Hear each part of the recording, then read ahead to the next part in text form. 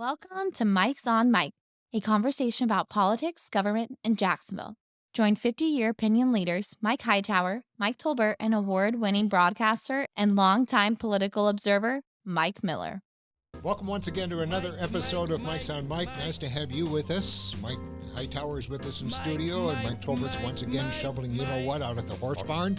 So he joins us online, and we're happy to have him with us.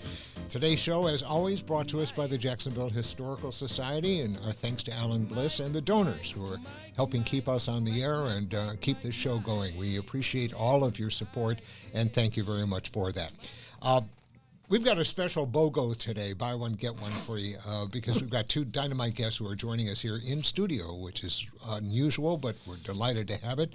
We're going to be talking mainly about the explosive issue in Jacksonville to be negotiated for a new $2 billion stadium and entertainment center.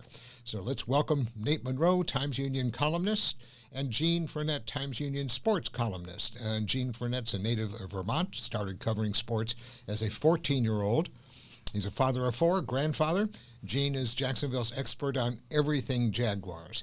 And, of course, columnist for the Times-Union, Nate Monroe has developed a reputation as Jacksonville's watchdog, sometimes acting more like a bulldog, but that's okay. He's been covering City Hall since 2013, and his column runs twice a week. Gentlemen, welcome. Thanks so much, very much, for being with us today, and we're happy you're going to be with us. Really glad you're all here. If you have comments about the show, by the way, please go to our website, go to our Facebook page, or just to YouTube and make whatever comments you have there. As background. Or just yell it out. Just yell it out. That, too. We could probably hear you. And anything bad, just attribute it to Tolbert. Yes, please. Tolbert. Yeah. Same name as the rest of us, so it's all Mike. For background, the Jaguars are asking the city to split a $2 billion cost for renovating the stadium and to making it into the stadium of the future, and also an entertainment venue around that stadium. And Mike, why don't you kick it off? Tolbert? Well, I think it's important before we get started on the stadium issue to talk about both sides that are in this game. And Nate, would you assess Mayor Deegan's first 4 months in office? And do you think she's going to have the political clout and the community goodwill to pull off whatever the deal happens to be? Well, that's a big question. So Donna Deegan, our new mayor, and a Democrat who is, dealing with a Republican-controlled city council. This is a dynamic we saw play out in the budget a little bit over the last few months, and we saw a little bit of kind of infighting between the administration and the council. I don't think it was anything ultimately that kind of rose to greater public consciousness or anything. The city is fairly flush with money at the moment, and so that tends to paper over lots of people's differences. The Jaguars deal is going to be a little bit different. I think that it's such an overall. Everyone wants to get the deal done. So this is going to be one where the administration and the council are I think, in some ways going to be partners. And we just have to see what a deal looks like before I can really evaluate whether she and the council are going to have the wherewithal to get it across the finish line. I mean, we just don't know. And this is actually a good way to start the conversation. There is no deal, and the Jaguars have put out stuff that they want, but that's all it is. Everything about this actually has to be negotiated and agreed to, from what the stadium will look like, what the design will be, who is designing it, the timeline, all of that stuff is going to have to be agreed to. And so far, none of it has been. So, with that, I mean, that's kind of where we are. Do you have a follow-up on that, Mike, or no? Gene, how about? No, yeah, I want to ask Gene. Gene, how about the Jaguars? I know winning is very helpful. Will they be able to pull off a deal like this? Will they be able to get the city to move across the goal line, you think? Well, as Nate mentioned, both sides want to get the deal done. So that it's not a question of them not wanting to get to the finish line. It's a question of what are going to be the terms that are going to get you there. One of the things that surprised me in the initial proposal, to be quite honest with you, was that the Jaguars were asking the city to pay for something like 75% of the stadium, right? And and I think Shad Khan's end of the bargain for the entertainment district is like 85%. It struck me as a little bit creative and a little bit bold on the Jaguars' part, because they're emphasizing the whole 50-50 part, right? But as part of that 50-50 deal, you're still asking the taxpayers to foot a big dollar amount on the stadium, right? So we don't know if those terms are going to come to fruition in February, March, April, whenever this deal possibly gets done, right? We don't know. For all we know, the 75% that they're asking the taxpayers to foot on just the stadium, maybe it comes down to 65% by the time there's a final deal done. Keep in mind that what the Jaguars are proposing, that is their ideal dream scenario, right? That they can get this $2 billion project to the finish line, but whether it's going to be at the cost to the taxpayers, whether the city council and Mayor Deegan are going to agree to that, that's a whole different ballgame. And I think there's going to be quite honest with you, I think there's going to be a lot of sticky negotiating in that whole deal. And I think it's anybody's guess how that's going to come to fruition. Gene, isn't it really two different groups? You've got the taxpayers, and then you've got Jaguar supporters as one of those 25-year people who got the pin for 25 years. That is a taxpayer. It's really two different groups.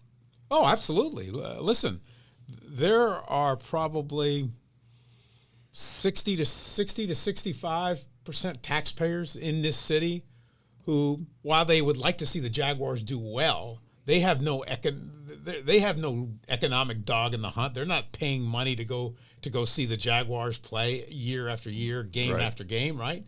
They're a lot of times more concerned about potholes in their street being fixed, sewer systems being run correctly, all those other things, and those are all viable projects too, right? Exactly. So that's where you get a lot of acrimony that gets built into this very polarizing subject, right? Exactly. So listen, do I think the deal will get done? Yes, but under what conditions, or if it's actually going to be a $1 billion renovation, maybe it ends up being an $800 million renovation with not as many bells and whistles. Who knows? Yeah. You had mentioned, Nate, that a recent. Oh, go ahead, Mr. Tolbert. Go ahead. I was just going to say a recent UNF poll said that more people in Jacksonville favored building a jail than renovating and building a new stadium. Nate, did that surprise you? It didn't. As Gene said, look, Jacksonville is a growing city in like modern Florida, which means it's transient by nature. When people move here, they bring, families and jobs and also their own legacy sports loyalties with them. And so we have lots of people who live in the city who are not Jaguars fans. We have people in the city who don't care about football. And really, and I know some Jaguars fans don't believe this, but these deals are not popular anywhere. This is not a Jacksonville specific thing. Taxpayers don't like giving rich people taxpayer money. And that's ultimately what this is at the end of the day. So it's not surprising. It shouldn't really surprise anybody. But it is a healthy thing for, I think, the mayor and the city council, and to some extent even the Jaguars, to keep in mind that, getting this deal done, again, everyone wants to see it done, but there is a constituency of people in the city who don't have as much, this is not their life. And so I think that's a healthy perspective to keep in mind as this deal comes together. Can I go towards as far as what the people think? Correct me if I'm wrong, but the renovation that's being done in Orlando, at the stadium in Orlando, the revenue from that is coming from hotel taxes and the rest. But isn't that coming from a tri-county area? Isn't that Seminole, Orange, and Osceola counties that are chipping in for all of that in order to help pay for that stadium renovation? Or is it just those hotels within Orange County?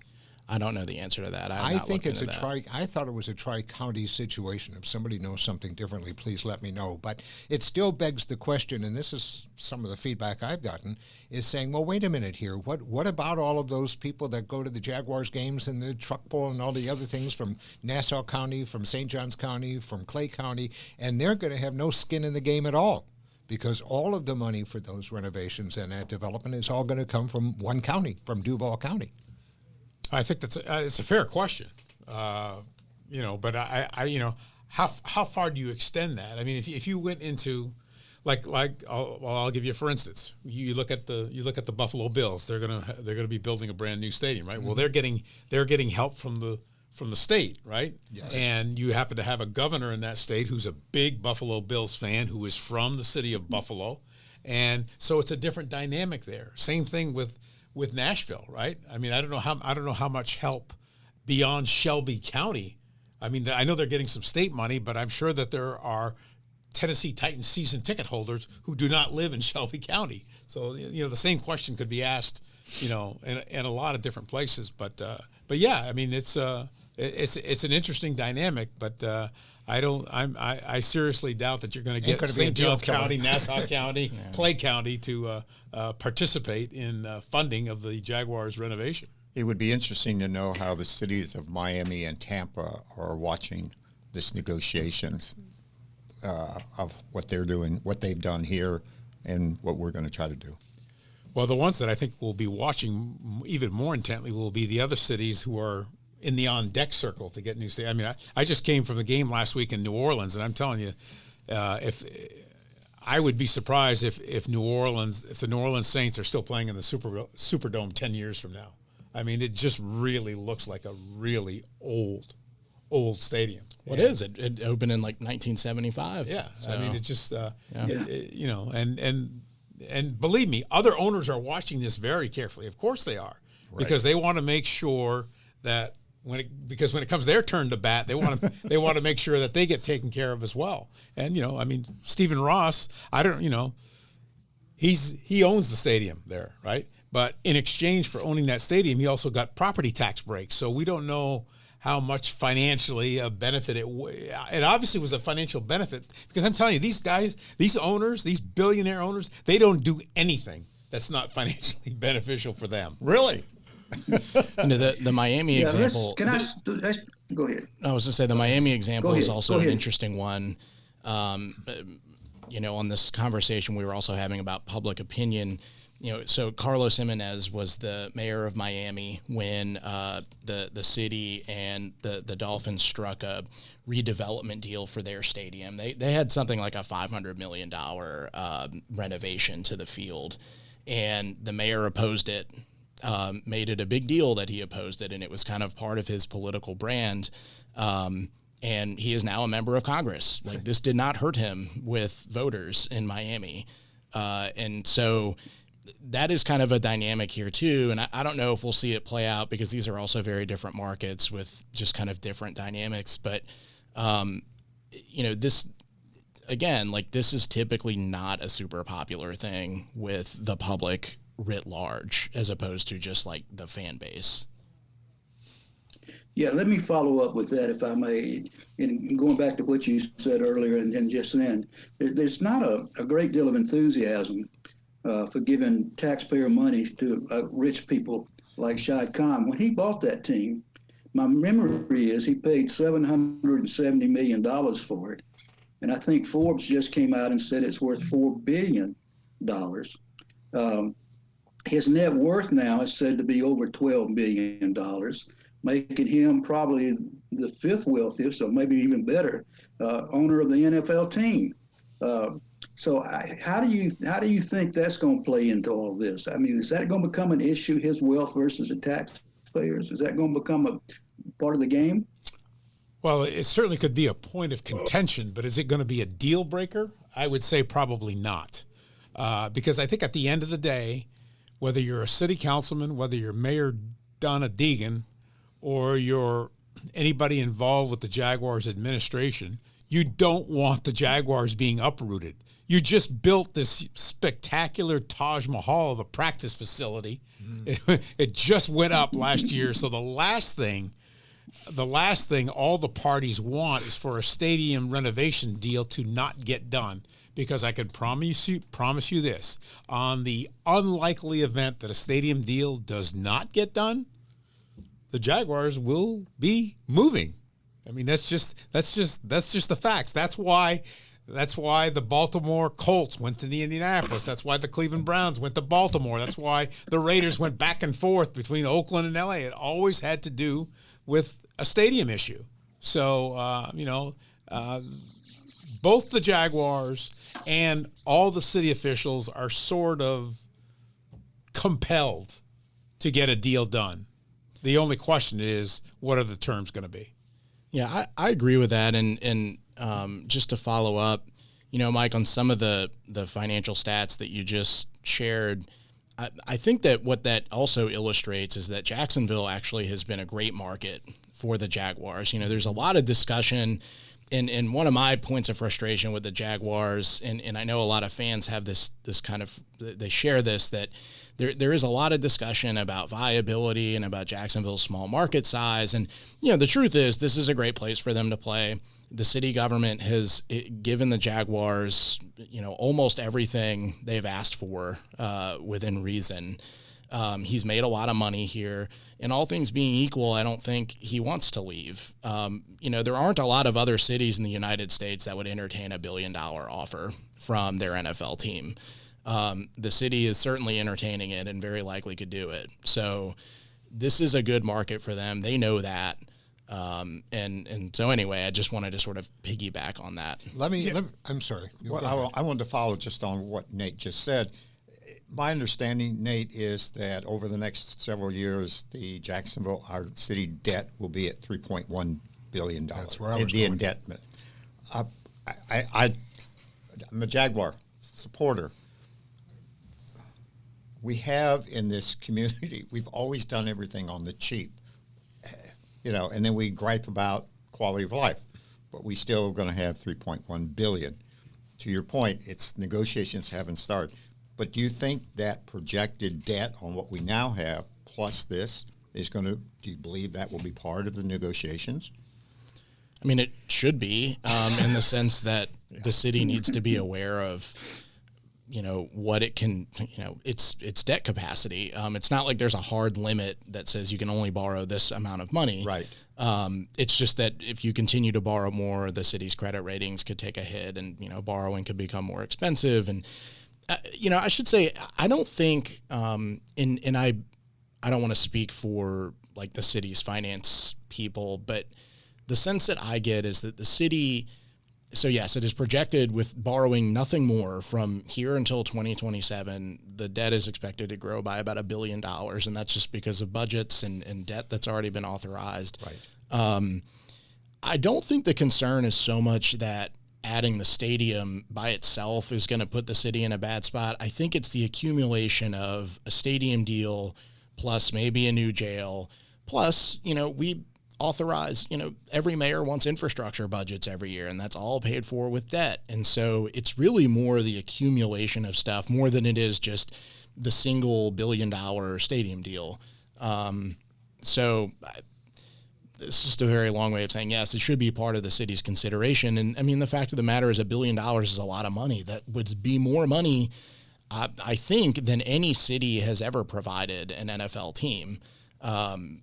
Cities and states may have provided more at points in the last few years, but no city has just put up $1 billion for its NFL franchise. Well, and I think you have to keep in mind, too, that really there are only two sources. You either borrow money to be able to pay for this, or you take money that's already been allocated to other projects, and you say, we're going to kick those down the road because we need that debt capacity to help us in paying off the annual interest rate that's going to be on those 30-year bonds, right?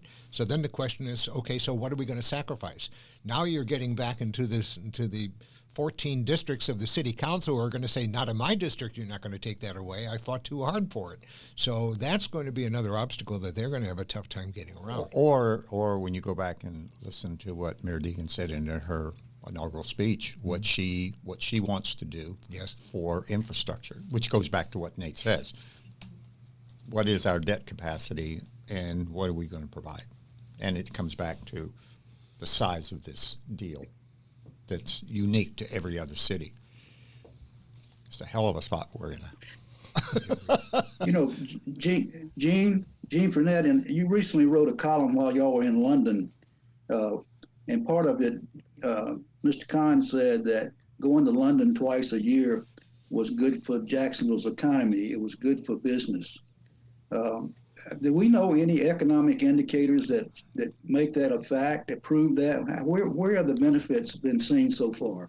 Well, you notice that whenever they sort of, promote the economic benefits of Jacksonville in London, they talk about all these businesses that have partnered up in different things. And I have no reason to dispute it, but I don't know that, we keep hearing the Florida-Georgia game every year is about a $35 million economic impact, right? Mm-hmm. I have never seen an actual number put to what the benefits are in any economic business partnerships between London and Jacksonville. And I'm not disputing that they're not there. They most likely are. But I wouldn't mind seeing somebody do some sort of economic study to find out what the benefits have been, let's say, in the last 10 years. I don't know what that has been. Every mayor that's ever come through the offices there has touted the relationships between London and Jacksonville.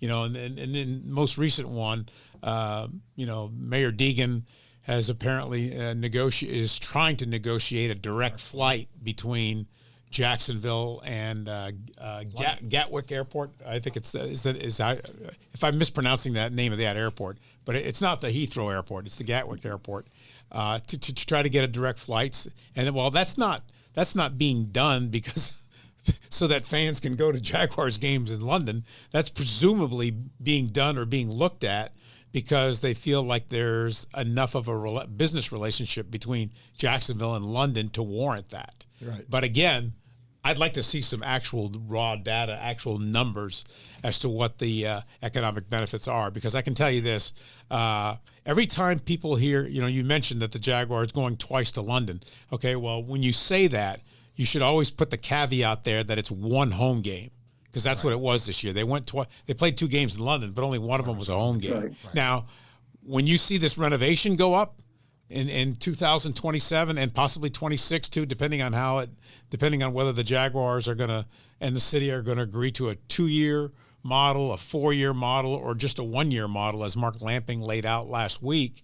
It's going to be interesting to see what that's going to be moving forward, because I do believe if the Jaguars are not, when they're not playing in Jacksonville, when this renovation stadium is going on, I believe you will see at least one more home game going to London, in addition to possibly going to Gainesville, Orlando, maybe even Daytona.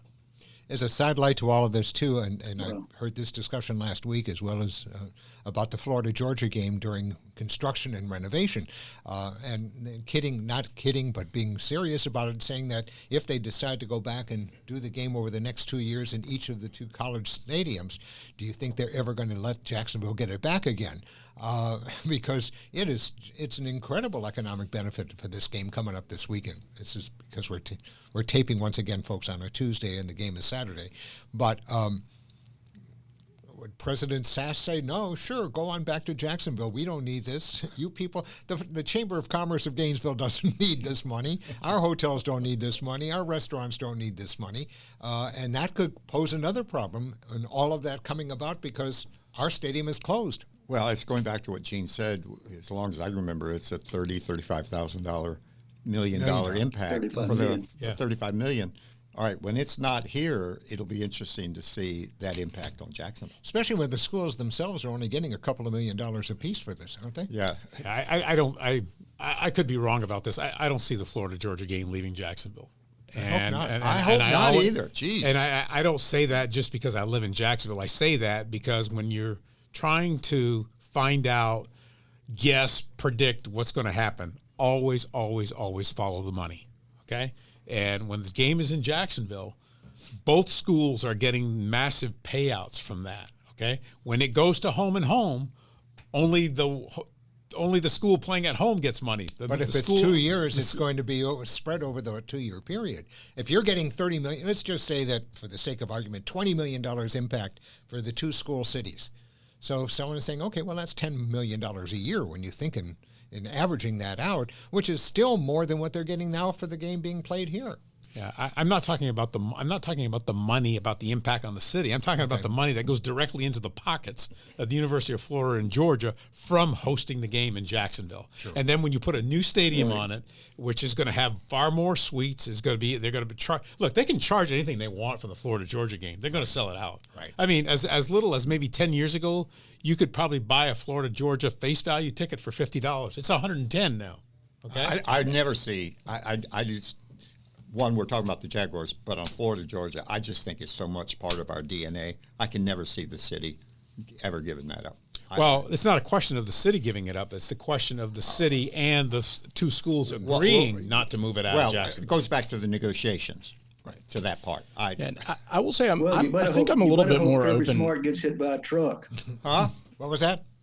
I said, you better hope that Kirby Smart gets hit by a truck. Oh, Michael, you don't really mean that. Yeah, I think I'm a little bit more open-minded to the future of that game being in question. And mostly just because when this has come up in the last 8 or 9 months, the schools, I mean, I'm kind of take these people at their word. When the schools address their relationship with Jacksonville, they're not saying we're here for the long haul. They say, college football, there's this kind of volatile, changing environment, and here are our priorities. And I think tradition was like one of the priorities that might argue in favor of keeping the game here was like the last on the list of priorities. I mean, it's not the schools have not come out blazing saying we are committed to staying in Jacksonville. I mean, they kind of issue these weaselly sort of non-statements that leave lots open to interpretation, and that's usually a sign that they're keeping their options open. That sort of is what it sounds like it is. And so I don't know how it shakes out in the end, but these schools, I think, are, and maybe Georgia more than Florida, are certainly open-minded to a future where the game is not in Jacksonville every year.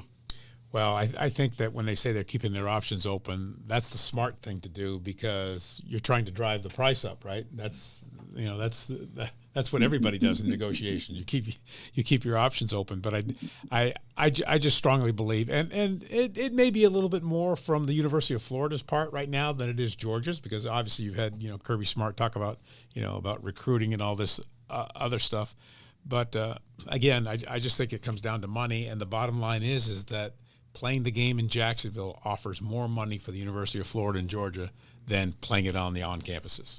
Can I bring up the other part of this deal, which is the entertainment district, or if you will, the expanded Lot J district that would be going up outside the stadium? I realize that the scope and Lot J. It's you, Nate. But can you tell me, are there any other NFL cities, or even for that matter, Major League Baseball cities, that have developed a commercial district around their stadiums and has been successful, except for Wrigleyville, which is always successful, whether Cubs are playing or not? But I remember once going on a chamber trip, I believe, to San Diego. Yes. And they had built the stadium down there, and one of the things they said was the amount of business that's being done at those companies outside of the stadium were dying if there weren't games going there. And I remember we had one little bar restaurant near the stadium, and I can't remember, I think it was Amsterdam, if I'm not mistaken, right?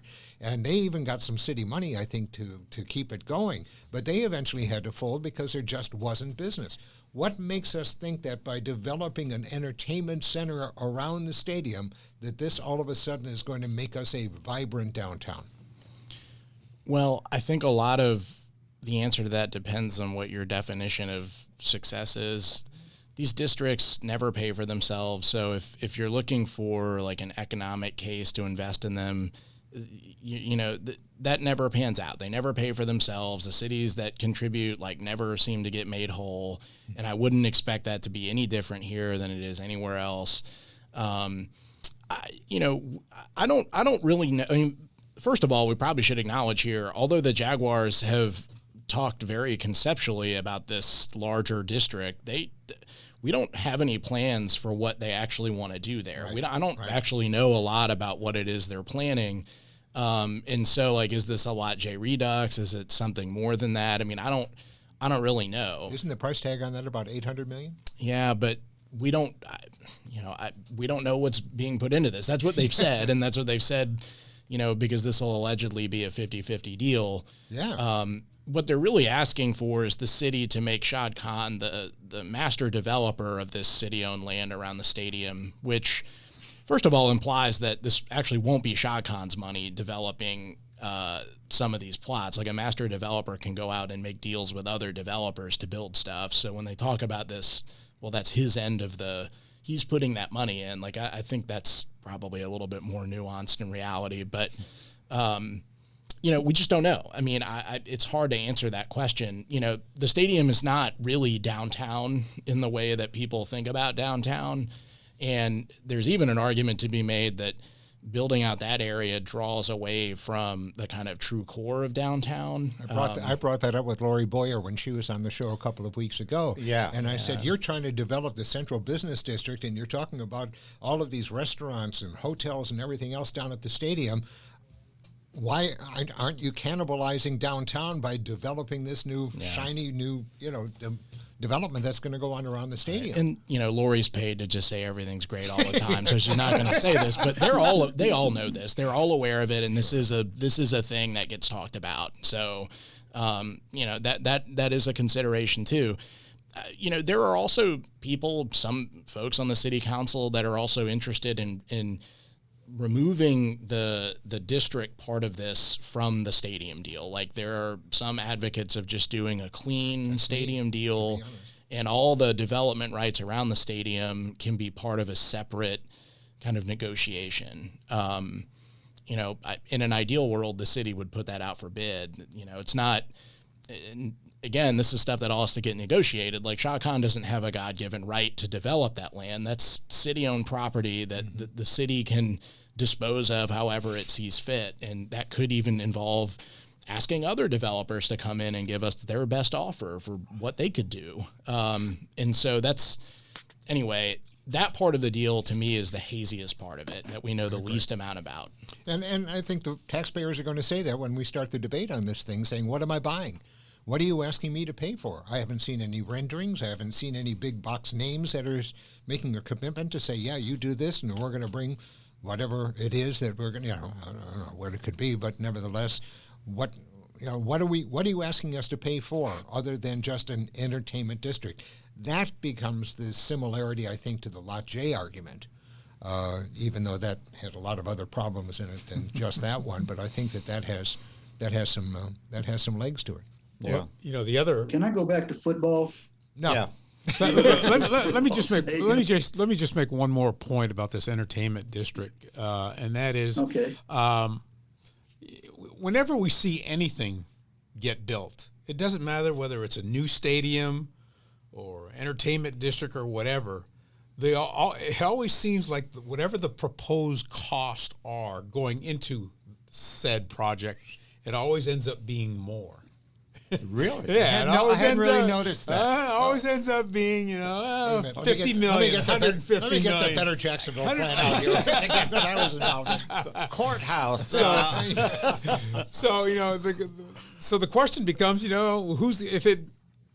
the cost overruns happen with this entertainment district or with the renovation of this stadium, who's going to be paying for that? Didn't Khan say they were going to pay for cost overruns? That would be.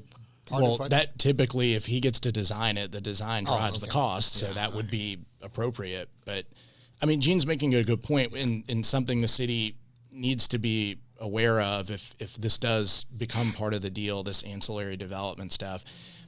What guarantees is the city going to have? If all that side development is how this is going to be a 50-50 deal, how is the city going to guarantee that what Shad says is going to be done is actually going to get done? Like, what does that actually look like in an agreement, and what are the Jaguars going to be comfortable with? Because the concern the city needs to have is, we sign off on all this. The city puts up, 75% for the stadium.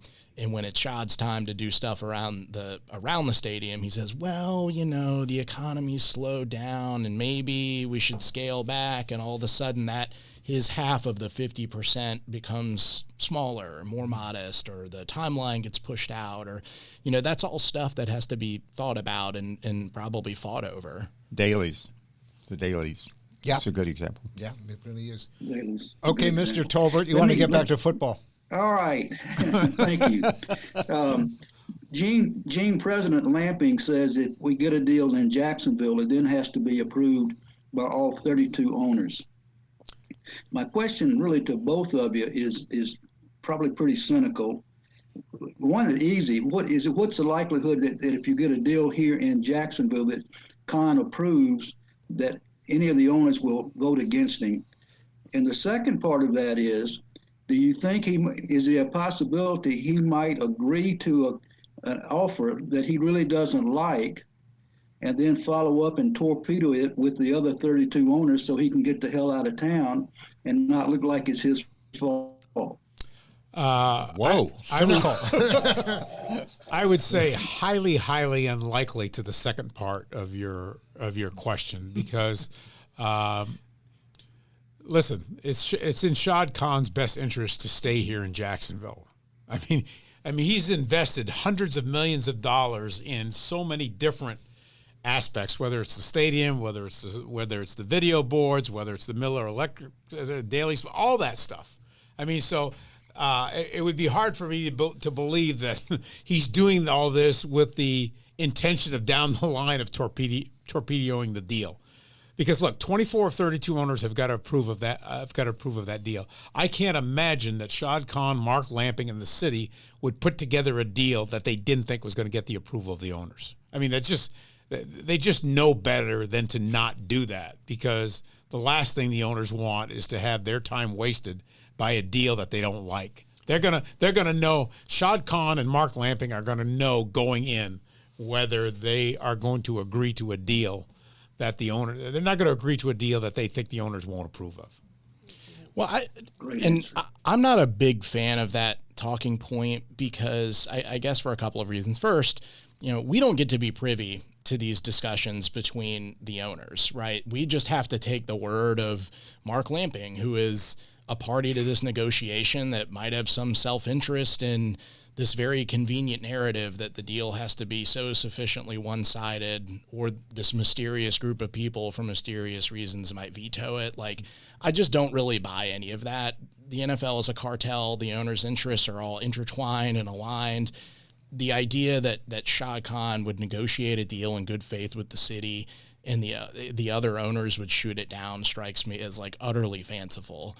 And if it is the case that the owners really do give this deal a hard, a lot of scrutiny, then like that's a Shad Khan problem. It's a Shad Khan problem to sell his peers on the deal that he negotiates. I don't see why that should be a city thing, why that should cost us money, why that means a deal that makes sense or a term that makes sense for him to agree to is something he shouldn't agree to. Like, that's his problem if he can't get his colleagues to sign off on something. But does he have to have everything nailed down before he goes in front of those 32 owners? In other words, does he need to have the money committed? Does he need to have the renderings done? Does all of that have to be done ahead of time before he goes to the owners and says, here it all is, approve it, please? Well, they're not. He's not going to go before. This thing's not going to go before the owners unless there is a deal done. So between the city and the Jaguars. My point. So therefore, if by some stretch of the imagination the owners were to say no for whatever reason, what happens to all of that which has already been committed?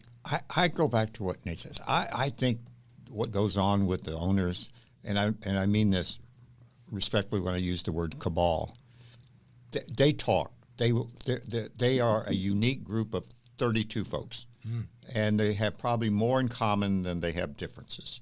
And what's good for one is good for all of them. It's a very good thing to be one of 32. It's like being one of 50, or one of 50 governors.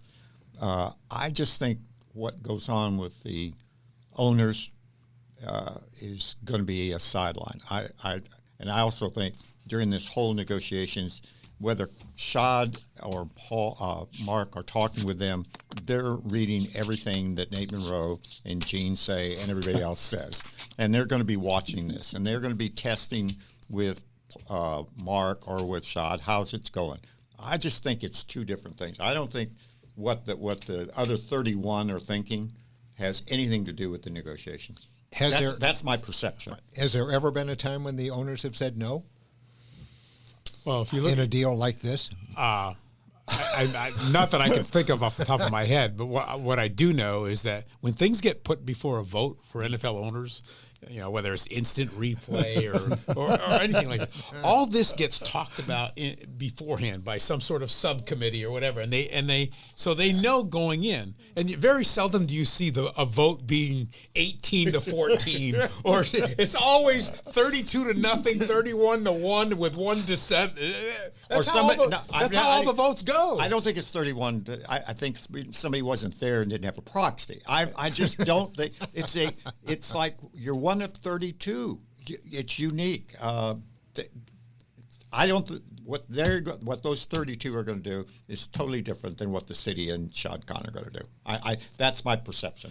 Yeah, I just think if the Jaguars and the city reach a deal and Shad really wants this deal, his owners, the other owners are not going to vote against that. That would just be such an odd way it is a cartel. They don't operate that way.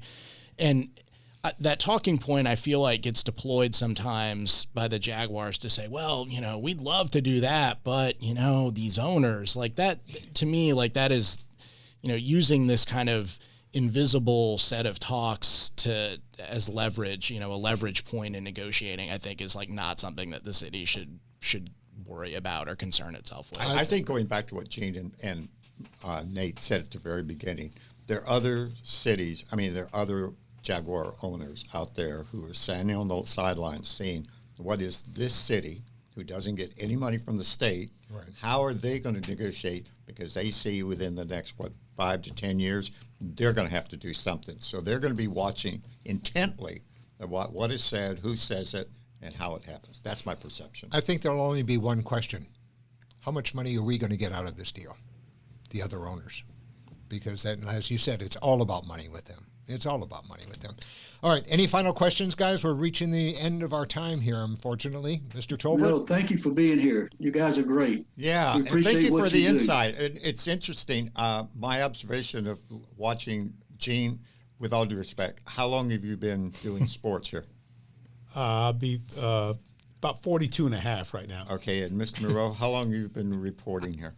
10 years. Okay. It's interesting. We have two generations of two damn good reporters coming at this discussion from two very interesting perspectives. Thank you both. Very, very fortunate to have you both with us. Thank you, Gene. What he really means is I have a lot more gray hair than Nate.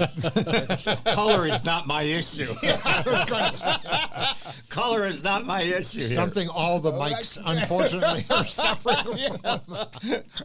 Color would love that. Yep.